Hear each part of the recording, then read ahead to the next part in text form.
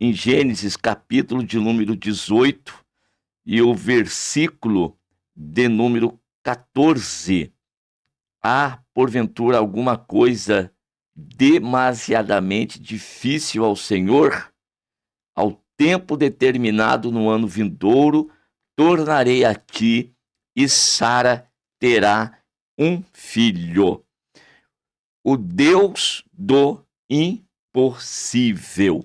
E todas as vezes que nós mencionamos a situação de coisas impossíveis, nós devemos sempre nos lembrar que resolver coisas impossíveis, ou falar que também cabe que o impossível é apenas uma das especialidades de Deus. Contudo, eu quero destacar o propósito de tudo isto que nós temos quando ouvimos falar do agir de Deus e esse impossível acontecer.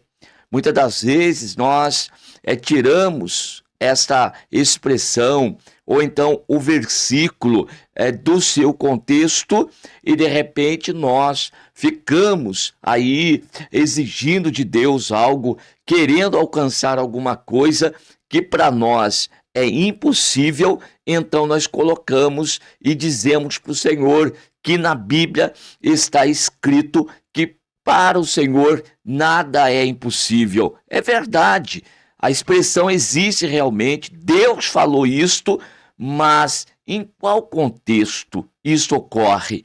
Será que tudo aquilo que for para mim impossível, Deus, ele vai operar em meu favor? Então, tudo que para mim é impossível, para Deus não é. Não é. Para Deus é possível. Verdade. Agora, eu desfrutar, eu ter o favor de Deus a meu respeito em relação a essas coisas, será que sempre vai ser assim? E agora, dentro do contexto, começando com Gênesis, capítulo 18, verso 14, vocês vão notar que existe um projeto, existe um plano que Deus arquitetou. Quem arquitetou? Deus. Foi o homem? Não. Não foi Abrão, não foi Sara, foi Deus. Então Deus, ele desenhou, arquitetou, e o que é que ele faz? Ele vai pegar o ser humano, ele vai pegar o homem e vai incluir esse homem no seu plano e no seu projeto. E ele está trazendo para o seu projeto maravilhoso, extraordinário. Deus está trazendo um homem limitado. Ele está trazendo um vaso que é de barro. Ele está trazendo para o seu projeto um homem que é cheio de impossibilidades. E aqui está o segredo. Porque se Deus ele me trouxe para o seu projeto, então aí não interessa as coisas que para mim são difíceis, as coisas que para mim são impossíveis. Se Deus ele me trouxe para o projeto, é porque Deus ele vai operar. E isso nós temos na vida de Abraão e Sara. Deus ele faz uma promessa desde lá de Gênesis capítulo 12, depois 13, depois o 14, depois o capítulo 15, e uma das principais promessas de Deus em relação a esse homem diz respeito à sua semente, a semente de Abraão, a sua descendência, que seria numerosa sobre a face dessa terra. Era uma promessa de Deus para Abraão. Só que o tempo vai correndo e Deus ainda não fez. E Abrão já está velho, e agora a sua esposa também já está velha, adiantada em idade, e ainda tem o agravante: essa mulher é estéril, e Deus vai deixando o tempo correr para que as coisas se cumpram.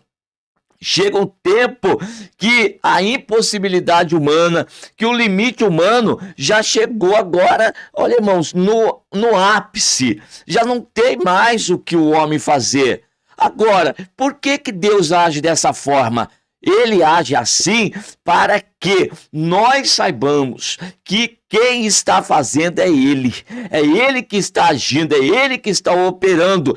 Não vai ficar nada para nós, que venhamos a dizer, o meu braço realizou, a minha sabedoria, a minha inteligência, não.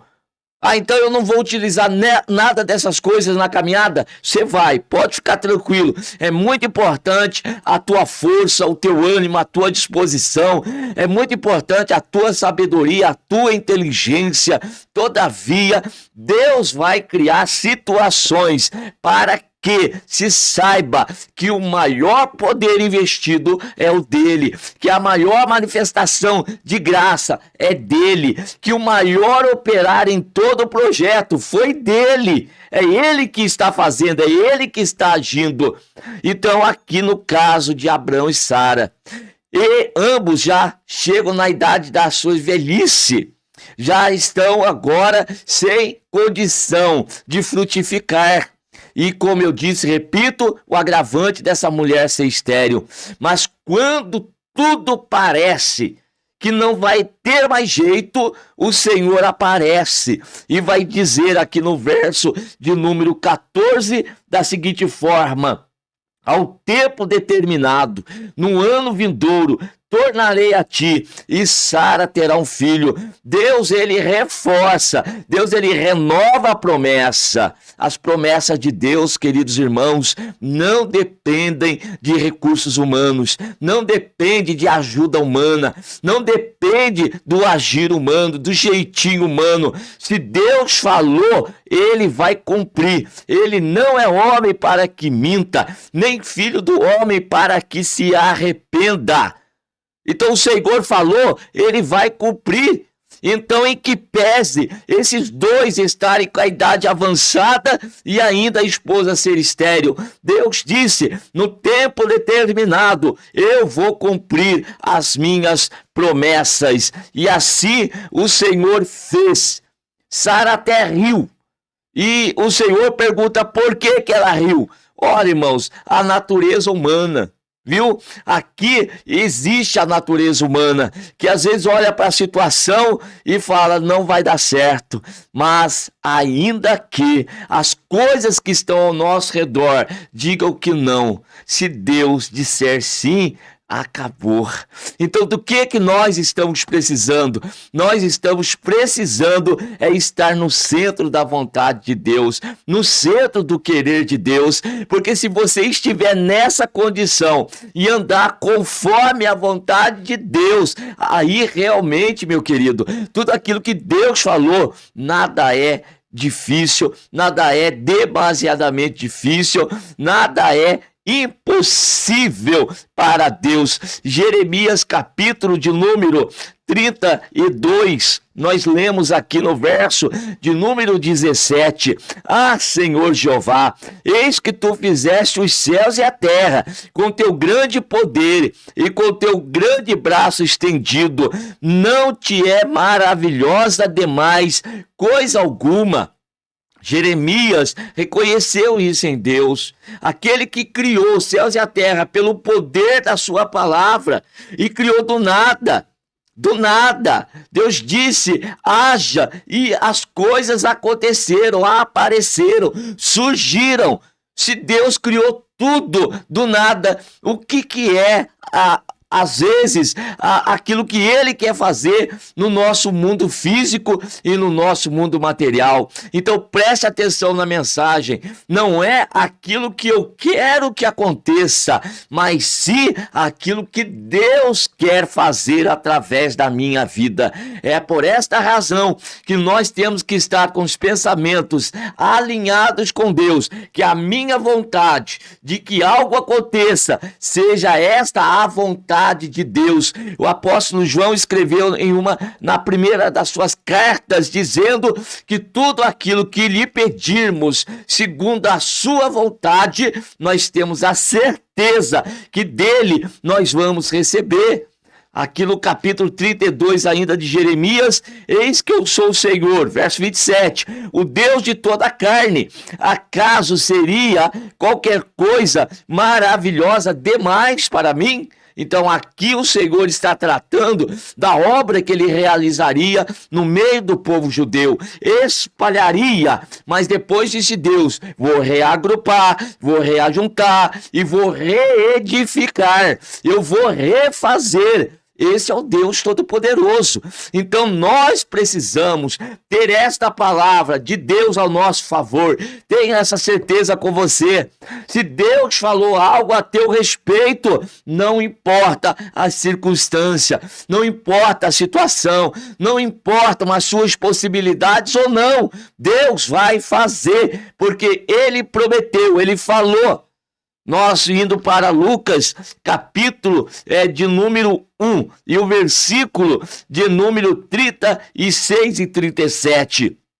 Eis que também Isabel, tua prima, concebeu um filho em sua velhice, e este é o 6º mês para aquela que era chamada estéril, porque para Deus nada é impossível. Operando Deus, quem impedirá? Então, meus queridos irmãos, vamos nos lembrar de uma coisa. O que nós precisamos? Primeiro, estar no centro da vontade e do querer de Deus. Andar conforme a sua vontade, segundo o seu projeto, segundo o seu plano, que é perfeito. O plano de Deus é perfeito, e ainda que esses seus planos digam respeito às coisas materiais, e se elas, as coisas físicas, se elas estiverem fora do lugar, não se preocupe, Deus vai trazer tudo em ordem, Deus vai colocar tudo no seu devido lugar, Deus vai reagrupar,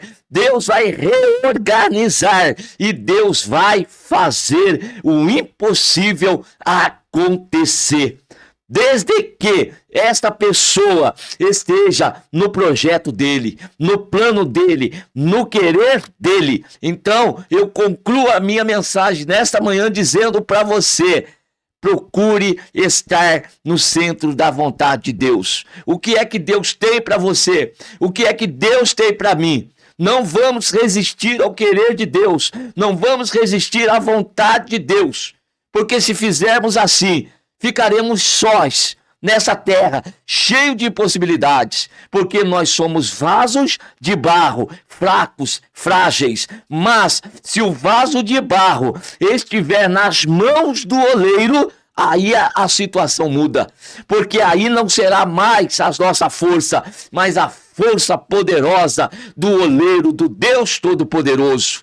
Que o vaso seja realmente de barro, mas que o seu conteúdo seja a glória de Deus. E daí, para você, nada será impossível. Que Deus continue te abençoando cada vez mais. Amém.